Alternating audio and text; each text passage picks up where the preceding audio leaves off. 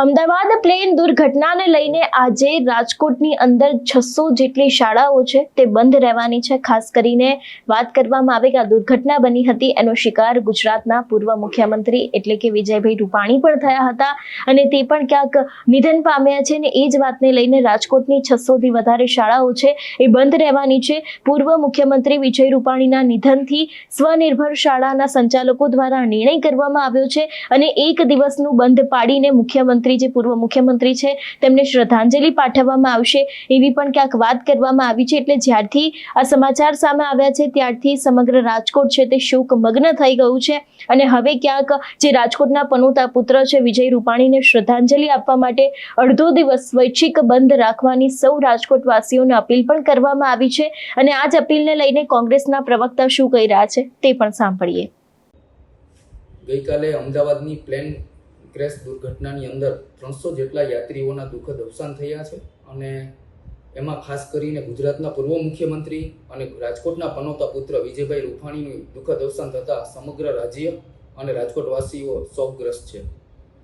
ખાસ કરીને વિજયભાઈના મુખ્યમંત્રી કાળ દરમિયાન રાજકોટને સાધારણ સિટીમાંથી મેગા સિટી બનાવવામાં કોઈનો સિંહ ફાળો હોય તો એ વિજયભાઈ રૂપાણીનો છે ને એ સમગ્ર રાજકોટવાસીઓ આ કદાપી તેમનું ઋણ ચૂકવી નહીં શકે। તેમના મુખ્યમંત્રીના કાર્યકાળ દરમિયાન જે 20 વર્ષની અંદર કાર્યો નહોતા થવાના તે મુખ્યમંત્રી વિજયભાઈ રૂપાણીના કાર્યકાળ દરમિયાન રાજકોટને એમ્સ હોય, ઇન્ટરનેશનલ એરપોર્ટ હોય, સ્માર્ટ સિટી હોય, રાજકોટ મહાનગરપાલિકાને મોટી ગ્રાન્ટો હોય, શહેરના અનેક મોટા બ્રિજો હોય, આ તમામ મોટા વિકાસ કાર્યોની ભેટ એ વિજયભાઈ મુખ્યમંત્રી હતા એ સમયગાળા દરમિયાન રાજકોટવાસીઓને આપેલી છે। તેમના શાંત, સરળ અને હસમુખ સ્વભાવને કારણે તમામ રાજકીય પક્ષો, સામાન્ય લોકો કોઈ પણ જાતની ફરિયાદ કે નાના મોટા કામથી લઈને જાય તો એ પક્ષાપક્ષીથી ઉપરવર જઈ અને વિકાસના કાર્યોમાં હરહમેશ માનતા હતા। તેમનો નિર્વિવાદિત ચહેરો એ વિપક્ષ હોય, સત્તાધારી પક્ષ હોય કે કોઈ પણ માણસ હોય એ તમામ લોકોના કામ કરવામાં એ પ્રાથમિકતા આપતા અને જેને કારણે રાજકોટની અંદર જે સાધારણ સિટીની અંદરથી મેગા સિટી બનવામાં કોઈ મોટો સિંહ ફાળો હોય તે વિજયભાઈ રૂપાણીનો છે। એક રાજકીય પક્ષ તરીકે કોઈ રાજકીય આગેવાન તરીકે નહીં પણ વિજયભાઈના સ્વભાવ અને રાજકોટવાસીઓમાં જે વિજયભાઈ પ્રત્યેની જે સંવેદના અને લાગણી છે તેને લઈ અને હું એક સામાન્ય માણસ તરીકે સૌ રાજકોટવાસીઓને અપીલ કરું છું કે પક્ષાપક્ષીથી ચોળી અને રાજકોટના લાગણીશીલ સંવેદનશીલ માણસ તરીકે તેમના અંતિમ વિદાયના દિવસે સ્વૈચ્છિક આપણે વેપાર ધંધાઓ, શૈક્ષણિક સંસ્થાઓ, કોમર્શિયલ ઓફિસો એ આપણે બંધ રાખી અને રાજકોટના પનોતા પુત્ર એવા વિજયભાઈ રૂપાણીના અંતિમ વિદાયના સમયે આપણે એમને શ્રદ્ધાંજલિ અર્પણ કરી અને એમના પ્રત્યે સંવેદના વ્યક્ત કરે છે। હું ફરીથી સૌ રાજકોટવાસીઓને અપીલ કરું છું કે આપ પોતાના ધંધા વેપાર, પોતાની ઓફિસો અડધો દિવસ માટે બંધ રાખી અને વિજયભાઈ રૂપાણીને દિલથી આપણે શ્રદ્ધાંજલિ અર્પણ કરવા માટે સ્વૈચ્છિક બંધ રાખીએ તેવી અપીલ કરું છું।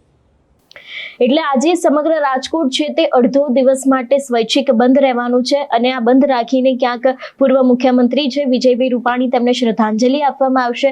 વાત કરવામાં આવે તેમના ધર્મપત્ની છે એ પણ ગઈકાલે જ અમદાવાદ આવી પહોંચ્યા હતા। અમદાવાદથી તેઓ ગાંધીનગર ગયા હતા અને હવે ક્યાંક એમને પ્રધાનમંત્રી સાથે મુલાકાત પણ કરી હતી। પ્રધાનમંત્રીએ તેમને સાંત્વના પણ પાઠવી હતી પરંતુ જે વિજયભાઈ રૂપાણીનું અકાળે મૃત્યુ થયું છે એ ઘટનાને કોઈ જ ભૂલી નહીં શકે અને અત્યારે હાલ સમગ્ર રાજકોટ છે એમાં પણ શોકમગ્ન પરિસ્થિતિ જોવા મળી રહી છે।